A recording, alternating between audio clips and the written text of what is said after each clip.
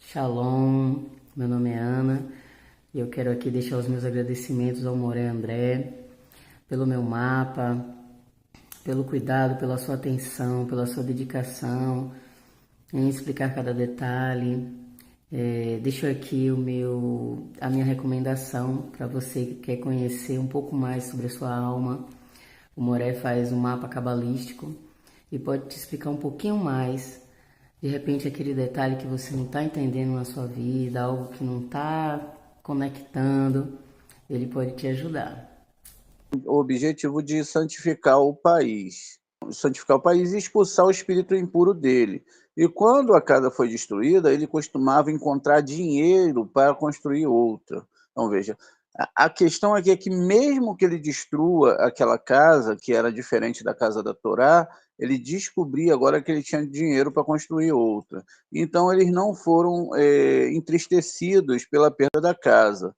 Bom, além disso, eles moraram lá então em santidade. Então, a partir daquele momento, eles destruíram uma casa, encontraram dinheiro para construir outra casa e eles podiam agora viver em santidade, não mais sobre a questão do espírito imundo. E quando um homem ou uma mulher tem na pele em sua carne em lugares brilhantes, aqui vai estar falando da lepra, a gente está falando da Parashá Kitazria, e a gente está falando sobre essa questão de idolatria e a questão da lepra agora. Vamos entender um pouquinho mais profundamente isso. Quando um homem ou uma mulher tem na pele de sua carne lugares brilhantes, no Rabi Yossi disse, um lugar brilhante é cercado por muitos regulamentos, né, que estão complicados quanto à cestaria, tudo dependendo da tonalidade da cor. O Rabi Isaac disse, algumas autoridades formularam 300 regras sobre o lugar brilhante e aprendi todas com meu pai. Um cabelo preto torna-se impuro. Um cabelo preto torna-se impuro porque, como é uma testemunha, os dois voltam puros. Porque são como duas testemunhas. O Rabi Hezequias já estudou com o Rabi Shimeon e ele disse, está escrito uma ferida branca, avermelhada, ou seja, uma ferida porque o branco não retém sua pureza. Rabi Simeão disse, felizes são os filhos de Israel. Por quê? Porque seu Deus, né, quis purificá-los para que não apareçam. Então, veja, eles olham diante dele para serem condenados, porque o mesmo vai sempre para o mesmo vermelho e para o branco, a direita para a direita e a esquerda para a esquerda, né?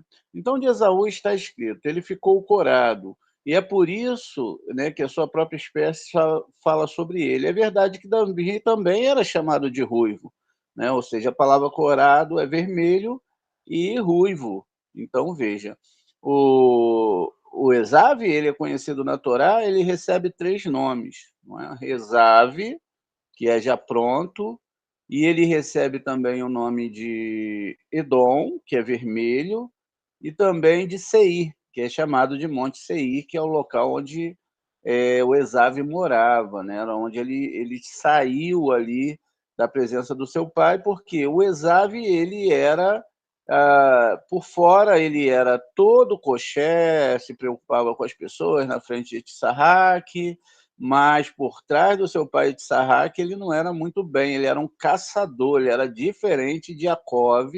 Yaakov, ele estava dentro das cabanas estudando a Torá, enquanto o Esav estava caçando. Então, ele buscava pessoas para caçar. Então, veja. Então, como duas testemunhas, o Rabi Ezequias já estudou. Deixa eu ver aqui onde eu parei, né? Aqui embaixo. É verdade que também o Davi era chamado de ruivo, conforme lá em 1 Samuel, né? 16:12, né? Mas vamos dar uma olhada aqui em 1 Samuel 16:12 para a gente poder olhar como que está escrito lá. Ó, e eles trouxeram Davi, né? A construção aqui é incrível, porque vamos dar uma olhada aqui do início. para a gente entender um pouquinho, mesmo que traduzido, a gente vai vendo aqui, ó.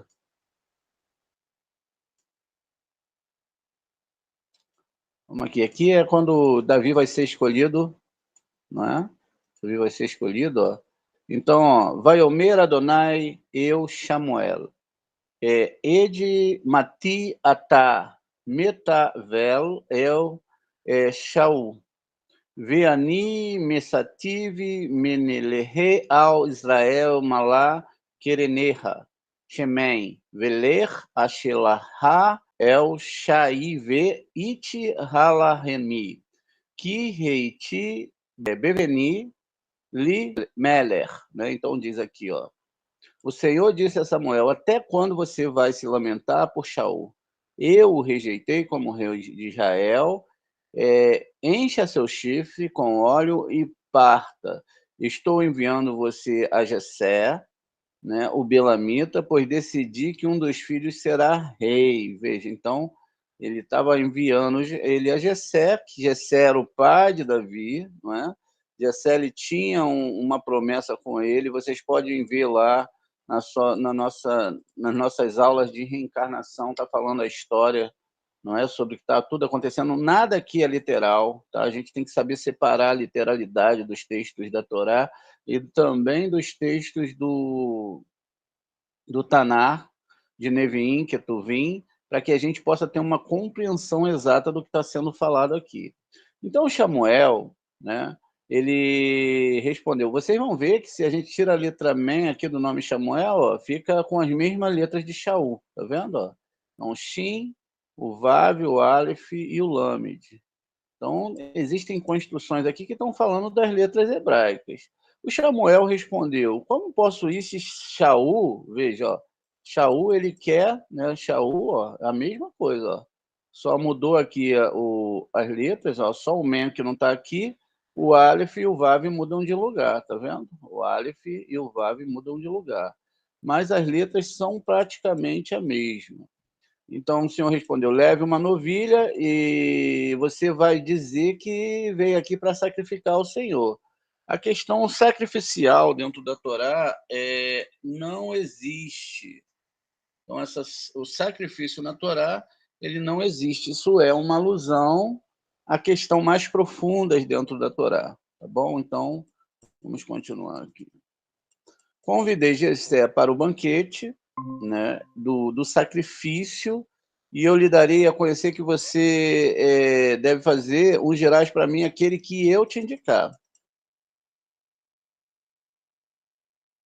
Lá em Belém, tá vendo? Os anciões da cidade saíram alarmados para encontrar o Edicelo. Você vem em uma missão pacífica? E ele disse: sim. Ele respondeu: eu vim para sacrificar ao Senhor. Purifique-se junte a mim no banquete do sacrifício. Ele também instruiu Jessé, seus filhos, a se purificarem e os convidou para o banquete do sacrifício.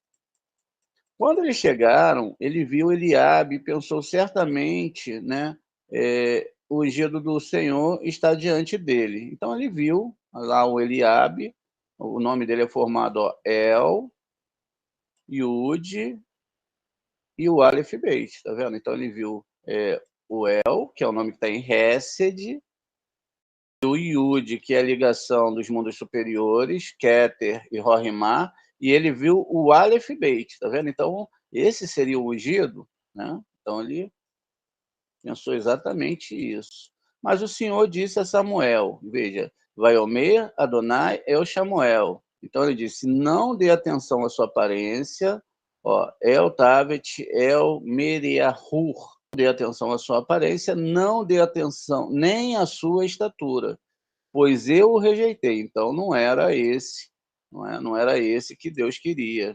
Pois não vejo como homem, eu rejeitei. O Senhor vê diferente, né? O homem vê o que é visível, mas Hashem vê o interior. Veja, o primeiro já foi negado. Não era ele para ser Machia, não era ele para ser Machia, como Davi era Machia. Então José chamou Abinadab. Veja, agora eu tenho El de novo, né? Ele está aqui, não está junto do nome. O Aleph e o Beit, aí eu tenho o Yud, tá vendo? Que representa os mundos superiores, Ket e Rohimá. e a letra também que vai representar o mês de Elu, né, que é o próximo mês. E aí eu tenho Num, Davi, tá vendo o nome? Nadav. Parece até o nome de Nadav, Avihu, né? Ó, Ave Nadav. Então veja, também ele chamou Abinadav, e Avinadav o fez passar diante de Samuel, mas ele disse: o Senhor também não escolheu esse é o segundo. Em seguida, Jessé apresentou Chamar. Então, agora, ele disse: o Senhor também não escolheu esse. Ó, veja, então, o próprio Chamar, Shin, Men e Re, ou seja, fogo, água. Aqui nós temos envolvido o nome Adonai, Yud-Kei, Vav-Kei, e a letra Re, que é a letra de Nissan. Também não era ele. E essa letra está ligada a essa questão. E veja que incrível, né? A gente está estudando aqui, a gente chegou no terceiro, não é isso? Então, vamos continuar aqui dentro da nossa questão. Então, Samuel perguntou a Jessé: esses são todos os meninos que você tem? Ele respondeu: ainda há o mais novo, né? Ele tá mostrando lá, né, o acampamento, né, o rebanho. E Samuel disse: mande alguém trazê-lo. Na verdade, aqui já teria que ter 7 pessoas, né? Eu não sei se eu acabei descendo aqui demais, mas vão ter 7 filhos aqui, né? A gente sabe que esses 7 filhos vão representar as sefirotes, e aí não eram nenhuma delas. Então, Hashem, ele falou que não era nenhuma dessas pessoas. E aí tinha um menino, um jovem, que ele estava lá administrando os rebanhos, né? Então eles enviaram e trouxeram ele. Ele tinha bochechas rosadas, olhos brilhantes e bonitos. E o Senhor disse: levante-te e unge, porque é este, tá vendo? É este. Samuel pegou o chifre com óleo e ungiu na presença dos seus irmãos. Olha, e o espírito de Hashem se apoderou de Davi daquele dia em diante. Samuel então partiu para Ramá, ou aqui está Haramatá, né? Então veja, a questão aqui que a gente tem que entender é que o chifre que foi ungido aqui não é um chifre com óleo, não é literal, né? Mas os chifres são esses aqui, ó. O rei Davi, ele foi ungido com o chifre das sefirotes. Então, ele teve então, né, uma construção das sefirotes, e dentro da árvore sefirótica ele teve uma construção sobre essas sefirotes. Então, veja, a gente tinha os 7 irmãos de Davi e não era nenhum desses que era ungido, tá vendo? Eles não eram ungidos.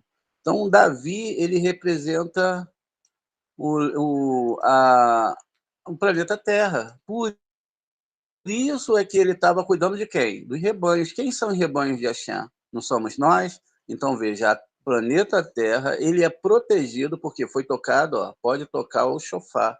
O chofar são, ó, chofar direito, as trombetas da esquerda. Lembra que está descrito na Torá? Ó, toque a trombeta da direita, as trombetas da esquerda, tá vendo? E a trombeta do meio se unifica, ó, juntando. Então, o planeta Terra, na história que está falando aqui para gente, não é? Que Davi foi ungido com óleo. E qual é o óleo? A Sheriná, né? A presença divina. Então, o Senhor se apoderou do planeta Terra naquele dia em diante. Então, Samuel, não é? Ele partiu para Ramá. Ora, Verurra, né? A gente estudou na questão dessa palavra. Rurra, ela está ligado ao Santíssimo, né? O Santíssimo Espírito de Hashem, Todo-Poderoso de Israel, a Kadosh Baruhu, bendito seja ele, está ligado aqui, ó, ao nível de alma chamado Rurra, tá vendo? Ó? Aqui nós temos um nível de alma chamado Rurra. Vocês imaginavam isso? Que é para todos que puderem alcançar, ó, conhecer essa Torá, vão saber desses segredos e vão poder unificar aqui, ó, e subir. Então, ó, aqui a gente está no Nefesh, no nível, né, do animal, nível animal, a gente sobe e pula do nível Nefesh para Rua até chegar em Neshama. Raiá e Eridá são 2 aspectos externos da alma, né?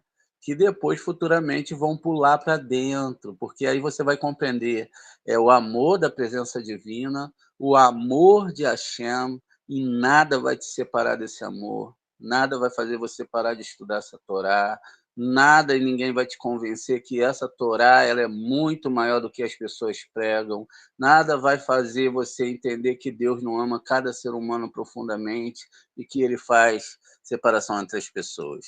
E nada vai provar para você que você não é uma pessoa muito merecedora de buscar também a sua correção. Veja, então, é assim que Deus ungiu Davi. E o rei Davi, ele era ruivo, né? Como diz aqui no nosso texto, e ele, segundo a Allahá, ele nem podia ser judeu, filho de uma moabita, né? Descendente de uma moabita.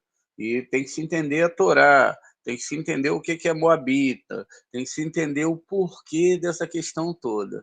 E aí as pessoas vão discutir, mas aí acabam aceitando Davi, porque olha, quando, né, o Deus de Israel pegou o planeta Terra e falou para os outros anjos e falou para outros povos que aqui existe a humanidade que ele criou, que apesar que parece ser o menorzinho de todas as criaturas, essa criatura, ela tinha o poder, essa criatura, esse ser humano, ele tinha o poder de receber a presença divina, ele tinha o poder de se comunicar com Hashem, e aí Hashem chama ele. Então, quem é o rei Davi?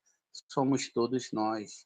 É o planeta Terra. É cada ser humano que deseja se apegar com Hashem com amor, com verdade, com vontade, que quer servir Hashem através da própria essência de Hashem, que é a doação. Então, veja, a única coisa que vai afastar a gente de Hashem, não é? Era e é era, porque a gente fala no passado, e é o nosso ego. Então a gente abre mão do nosso ego. Então nós agora não somos donos do nosso destino, nós não somos donos de nós mesmos, mas nós somos donos apenas de servir a Hashem, estudar essa Torá e falar do amor dessa Torá. Não construímos nada para esse mundo, que é um mundo apenas de passagem. Aqui se vive 70, 80 anos, e tem gente que nem isso vive, porque acaba a missão antes, olha que coisa importante. Mas aí diz aqui, ó, Davi também era chamado de ruivo, mas enquanto Esaú era vermelho, quer dizer, Esaú também é o planeta Terra quando não configurados e não adequado dentro do Zohar Kadosh. Então a pessoa não entende, ela não compreende, ela coloca todos os seus sonhos acima da Torá. E aí diz aqui, enquanto o vermelho Esaú veio da escória de Gro, o que Davi veio do brilho do ouro. Lembra que a gente estudou a palavra Zahav, né? E a gente falou sobre o Zain, que era macho, a gente falou sobre a letra Beit, perdão, Zahav, Zain, Re e Beit. Então, veja, a gente falou dos aspectos, todos os aspectos da Torá são feitos pela Shekhinah de Hashem, do Espírito, da santidade, não tem nada a ver com esse mundo. A gente não está falando, está usando aqui o vermelho, o vermelho Esaú, não é? Ele é aqui, Marte, julgamento, tá vendo? Aqui na Terra nós temos o julgamento e temos a santidade da Kadosh Baruhu. A gente pode viver sobre julgamento, sobre restrições do desejo de receber para si mesmo e receber sanções, ou a gente pode unificar todos os lados e fazer Shemar Israel, Adonai Eloheinu, Adonai Errad, tudo que a gente está lendo aqui são aspectos da alma. Então veja, observe que se primeiro houver um vermelho, e depois ficar esbranquiçado, né? Isso é sinal do início da purificação. Se o branco aparecer primeiro e depois se tornar vermelho, isso é um terremoto, é uma desgraça, desde o início da impureza. Por quê, gente? Vamos entender aqui. Observe que se primeiro houver o vermelho e depois ficar esbranquiçado, isso é um sinal de purificação. Como funciona isso? Vamos ver aqui. Olha, se eu, não é? Eu estou indo para a Torá. Então, eu estou em Gevurá. Estou aqui no vermelho. Estou em Gevurá. Apesar que Biná também é vermelho, mas Biná está abaixo, está acima aqui, já está em outro nível espiritual. Então eu estou uma marca, eu estou em Edom, eu sou totalmente recepção, eu sou totalmente desejo de receber para mim mesmo. Se aqui no meio surgir uma marca vermelha, branca, olha, então vamos lá. Quer dizer que o Eterno está começando a agir dentro de mim. Ou seja, a marca esbranquiçada, ou seja, o desejo de não receber, a Sheriná divina está agindo dentro de mim, ó, e eu estou, então, ficando limpo, eu estou me limpando, ó, quer dizer, isso é um bom sinal. Agora, vamos ver aqui o que o texto vai falar para a gente. Então, se eu tenho um sinal, ó, se eu tenho eu estou em Edom, eu estou totalmente, se surge uma marquinha branca, não é, dentro do meu aspecto espiritual, isso quer dizer que é um bom sinal. Agora, se é o contrário, se eu tenho um aspecto branco, uma mancha branca, quer dizer, eu estou em doação, eu estou em Torá, não é? E aí surge uma marca vermelha, então é um mau sinal. Por isso que está escrito, se Deus fala, se um justo, não é? Se o justo ele pecar, não é? Eu castigarei esse justo. Mas se um pecador ele se voltar do seu pecado, eu purificarei. Veja, ó, nesse aspecto aqui é mais complicado do que esse aspecto aqui, porque era vermelho, está se purificando. Então a pessoa já passou pelas dores, ela está entendendo as dores, ela passou, quer dizer, para que ela cure esse aspecto, cada vez mais a luz vai crescer, mais o Eterno vai crescer, mais a doação vai crescer dentro dela, até que vai ser curado. Vai ser curado o aspecto da recepção dentro da pessoa. Veja, aí, ó, tomou-se tudo, tá vendo? Tornou-se tudo, porque achenta nesse negócio. Agora, se for branco, e aí essa praga crescer, a gente vai ver o que vai acontecer agora. Então, tem que estar imbuído dessas questões para esse entendimento, né? E aqui diz, observe-se primeiro houver vermelho e depois ficar esbranquiçado, isso é um sinal de purificação. Se o branco aparecer primeiro e depois se tornar avermelhado, isso é um terremoto, um terremoto da impureza, né? Então, o sacerdote conhecia todas essas cores, as cores das árvores sefiróticas, que é as cores das nuances dos desejos internos do homem, que são descritos como 613 luzes da alma. E aí, se aparecia a cor da pureza, ele silenciava o homem para ver se aparecia outra cor. Senão, ele declarava puro. Um dia, o Rabi Isaac, né, e o Rabi Judá estavam caminhando juntos. E aí, o segundo observou, e está escrito, Eliseu disse a Geazi, a lepra de Naamã aderirá a você e a sua semente para sempre. Seus descendentes serão punidos. Aí, a gente sabe que que nesse caso, Eliseu, ele curou a Naamã. Naamã, ele foi num rio e ele tomou 7 vezes um banho, quer dizer, 7 sefirotes. Ele estava se purificando das vidas passadas, ele estava começando a entender o que era o seu ticunim, e ele foi lá e passou por essa experiência que qualquer alma pode passar, se estudar essa Torá corretamente, né? Mas aí o Geazi, ele pegou a lepra, porque quando o Naamã foi embora e ele tinha oferecido dinheiro para Eliseu, e Eliseu não quis aceitar, e despediu ele, então Geazi foi atrás do Naamã para pegar o dinheiro que ele ia dar para Eliseu. O que acontecia? O Geazi, ele era ajudante de Eliseu, ele não era qualquer um, mas só que ele tinha um problema, ele não escutava os shiurins. Quando Eliseu estava dando um shiurim dentro de uma sala, de uma sinagoga, explicando as questões da Torá, o Geazi ficava lá na porta cumprimentando todo mundo. O pessoal chegava, e aí, tudo bom? Pode entrar. Naamã chegou, ele olhou para o Naamã, viu uma possibilidade, não, vai lá estudar, vai lá entender a Torá. E aí o Naamã entrou, estudou a Torá, entendeu que ele teria que passar por esses aspectos dentro da Sefirot, não é um banho literal, e aí as sefirotes passariam por esse tratamento. Aí ele começou a entender profundamente o que era a Torá, e ele falou, eu vejo agora que não há Deus maior do que o Deus de Israel, porque eu nunca vi uma compreensão dessa. Então, e aí o Guiazi estava lá na porta, falando com todo mundo, já sei tudo, já conheço tudo, não preciso ficar entrando toda hora, o Eliseu já me deu essa aula aí, eu não vou repetir. E aí foi o erro dele. Quando o Eliseu foi embora, o Naamã foi embora, despertou nele o desejo de receber para si, ele foi atrás do Naamã pegar o tesouro, e então, quando isso aconteceu, vamos ver aqui, ó. Então, ele ficou, né? Ele ficou leproso. Veja, o que aconteceu aqui? Ó? Foi a mesma história, tá vendo? Então, aqui, ó, era um aspecto, né? O aspecto aqui era que se aqui fosse vermelho, tivesse vermelho, e aparecesse, como no caso de Naamã, não é? Uma pequena sefirote, e essa sefirote ela fosse esbranquiçada, era um bom sinal.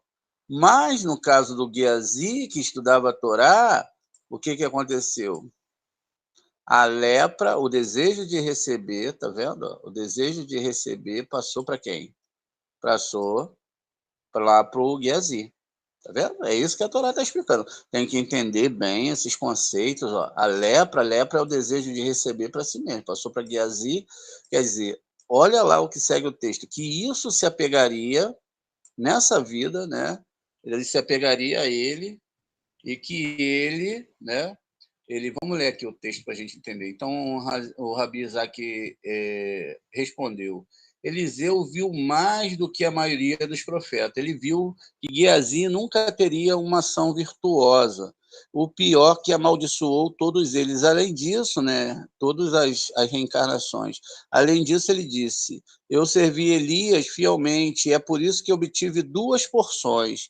Mas você, vilão, me comprometeu, jurando falsamente, sendo ganancioso. Você transgrediu o tom da lei, veja, o tom, a cor da lei, não é o tom.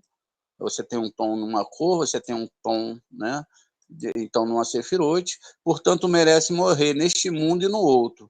Mas porque você me serviu, Eliseu falou, sua morte será apenas nesse mundo e não no Olam Rabá. Tá vendo? Então, ele deixou surgir dentro dele o desejo de receber, o desejo de receber o corrompeu, e é isso que está explicando a Torá. Ela está falando na questão de Guiazi, dessa situação da lepra. O que é lepra? O desejo de receber para si mesmo. A gente viu em cima que quando a gente construir uma casa, primeiro aspecto, a gente tem que entrar numa casa, a gente tem que ver a espiritualidade da casa, se ela tem idolatria. Se ela tiver idolatria, a gente vai tirar essa idolatria removendo as pedras e as madeiras. A gente viu lá no livro de Abacuque, no capítulo 2, escrito que naqueles dias as pedras e as madeiras gritarão, e que isso está nos livros de reencarnações, escrito que são almas que ficam presas a objetos.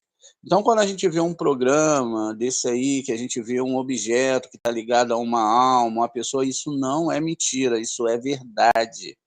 Então, veja, um objeto de uma pessoa morta pode prender a atenção da pessoa nesse mundo. Não é? Então, a gente deve perceber que, nesse aspecto, a gente deve se proteger. Uma casa de idolatria não é uma casa que pode ser frequentada por nós. Mas, se a pessoa não tem outra possibilidade, ela vai tentar consertar essa casa, consertar o que vai ser falado, se tem uma imagem, ela tira, se ela puder pintar, ela pinta, se ela puder, o que ela puder fazer, ou até demolir mesmo a casa, porque a gente viu que se atravessa essa soleira da idolatria, seja num aspecto literal ou num aspecto do desejo de receber para si mesmo, ou seja, tudo que eu vou fazer para a Torá, eu vou fazer com aspecto de querer receber um pagamento nesse mundo. Então, a minha intenção é que eu trabalhe para Hashem para receber. Esse aspecto é totalmente negativo dentro da Torá, o que aconteceu com Gehazi, né, que estava em doação, ele aprendeu a Torá, mas num determinado momento ele entrou em recepção. E que a alma dele, a vida dele acabaria aqui, mas não no Olam Rabá. Ele tinha a possibilidade de ter estudado lá com Eliseu. Então, veja, a questão aqui é muito séria.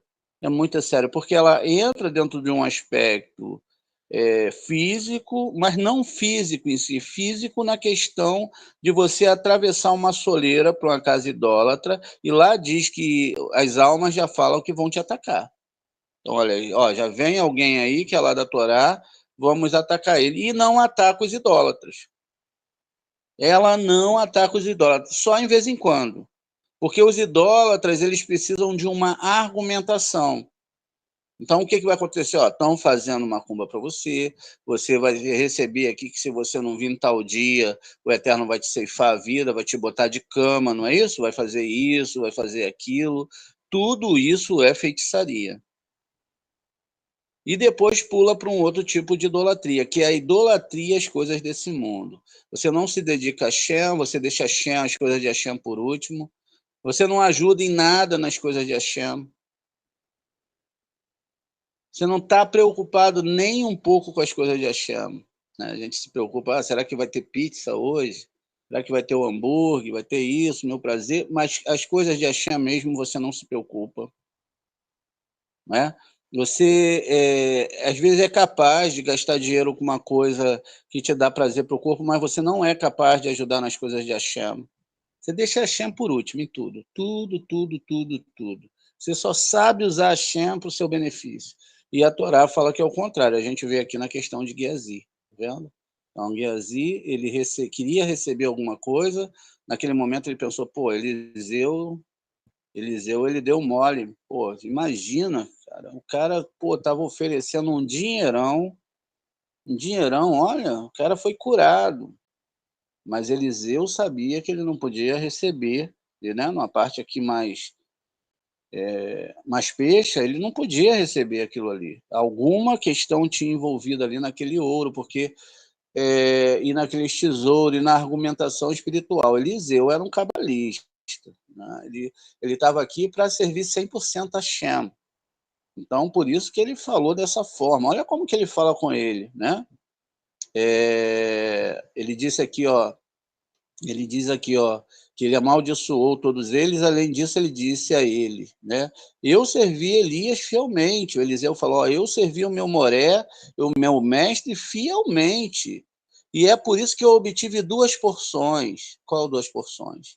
Essas 2 Torás que vocês estão aprendendo, tá vendo? A porção literal e a porção profunda da Torá. Mas você, vilão, você me comprometeu jurando falsamente. Ou seja, você rejurou que não iria servir a Shem por interesse e sendo ganancioso, e você ainda foi ganancioso. Você transgrediu o tom da lei, ou seja, não é isso que a lei está falando. Portanto, você merece morrer nesse mundo e no outro, ou seja, a morte seria física e divina. Mas porque você me serviu, ou seja, em algum momento ele estudou, ele teve sinceridade neste mundo, né? A sua morte será apenas nesse mundo e não no futuro. Ou seja, ainda tem chance para você sair desse mar negro que você se envolveu e se entregar com toda a tua alma e todo o teu coração e tudo que você tem para o único e verdadeiro Deus, sem restrição em nada. A gente vê uma história dentro do livro de Daniel, onde Sadraque, Mesaque e Abednego estavam com Daniel, e aí quando é levantada uma estátua, Sadraque, Mesaque e Abednego, eles vão perante aquela estátua e eles não se prostram. Eles não se prostram. O que aconteceu foi que toda uma boa parte de Israel se prostrou. Aquela imagem não era uma imagem literal, era os ganhos, os tesouros, o poder militar que aquela pessoal tinha, e aquelas pessoas se adequaram àquela vida. O que aconteceu? Eles não creram de todo o coração em Hashem. E Sadraque, Mesaque e Abednego também não creram de todo o seu coração, porque eles foram para a festa. Eles foram para o festival, eles não se prostraram, mas foram. Quando eles chegaram lá, eles receberam a sentença que eles seriam jogados naquele forno que é chamado de Guerrinom. Mas que quando eles foram jogados no forno, o seu corpo e as suas roupas não se consumiram. Por que não se consumiram? Porque eles fizeram techuvá. Por que eles fizeram?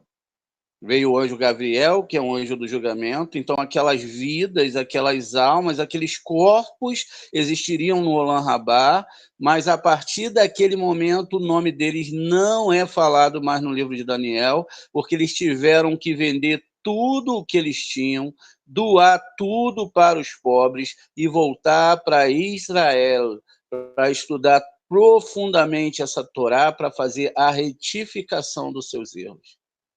Enquanto nós não chegarmos nesse nível de entendimento da Torá, enquanto a gente não chegar dentro do nível de que a Kadosh Baruch Hu controla todas as coisas e que a única coisa que a gente tem que fazer é consertar por dentro para que tudo conserte por fora. E a única coisa que pode fazer a gente chegar nesse nível é pedir a Hashem que nós o amemos acima de todas as coisas, que nós corrijamos os nossos pontos negativos e que nós possamos amar o nosso próximo como a nós mesmos. E se assim a Kadosh Baruch Hu vê sinceridade, conforme a gente leu já, mas vamos ler aqui de novo, ver sinceridade no nosso coração, se ele vê que realmente a gente já não tem mais idolatria, não é? Se ele perceber isso dentro de nós, isso quer dizer que você estará salvando a sua alma. Olha, isso é muito importante, né? A sua alma, ela é algo que deve ser guardada muito profundamente. Veja, capítulo 5, no versículo 15, ó, a Shem diz o seguinte: eu irei embora e voltarei para o meu lugar, até que eles admitam sua culpa e busquem a minha face. Em suas dificuldades, eles me buscarão. Aqui a Shem está falando que a gente só vai buscar ele quando o negócio ficar sério, quando a coisa realmente apertar. Isso é todo ser humano, todo ser humano. E que quando essas coisas estiverem apertadas, significa que a Shem está querendo chamar a tua atenção, que você deve procurar onde está o erro dentro disso tudo, para que você possa consertar. Só assim você vai consertar. Porque a Shem nunca erra. Se ele não erra, né? Ele diz que ele nunca muda, quer dizer que ele é a mesma coisa desde o dia que você era uma criança. Imagine isso. E aí, quer dizer, se as coisas estão difíceis, isso quer dizer que isso é culpa nossa, não é? Então, a gente deve, então, retornar para Hashem com todo o nosso coração, com toda a nossa alma, para que a gente possa ser curado, né? Para que nossas doenças elas possam sair de dentro da gente, para que a gente possa realmente, né, sair desses aspectos escuros, onde o nosso ego fala que nós não temos culpa, né, que a gente merecia algo melhor, ou mais isso, ou mais aquilo, não. A gente tem que compreender o seguinte: a nossa vida está toda na mão de Hashem, e a gente agora deve, ao invés de estar branco e criar o vermelho, dentro do vermelho criar o branco, porque o vermelho ele é o aspecto do julgamento, ou seja, é aqui, ó, aqui, tá vendo? Se aqui tiver vermelho e começar a ficar branco, quer dizer que os seus julgamentos vão ser adequados e a Torá vai mudar o seu masal. Agora, se os seus julgamentos estiverem brancos e você começar a se afastar da Torá, isso quer dizer que é muito mais difícil que essa lepra, que essa força espiritual, esse desejo das coisas desse mundo sejam detidas dentro de você. E para isso nós reconhecemos nossos erros, nós buscamos a Hashem com todo o nosso coração, pedimos a Ele, porque somente Ele, nós não temos força para fazer esse Shabat. Por isso que Shabat, ele é chamado aqui de Malhut, que é Shabat, quando a divindade junta as sefirotes e chega até você fazendo esses concertos internos, então é Shabat. Tudo que você descobriu hoje de segredos da Torá é Shabat.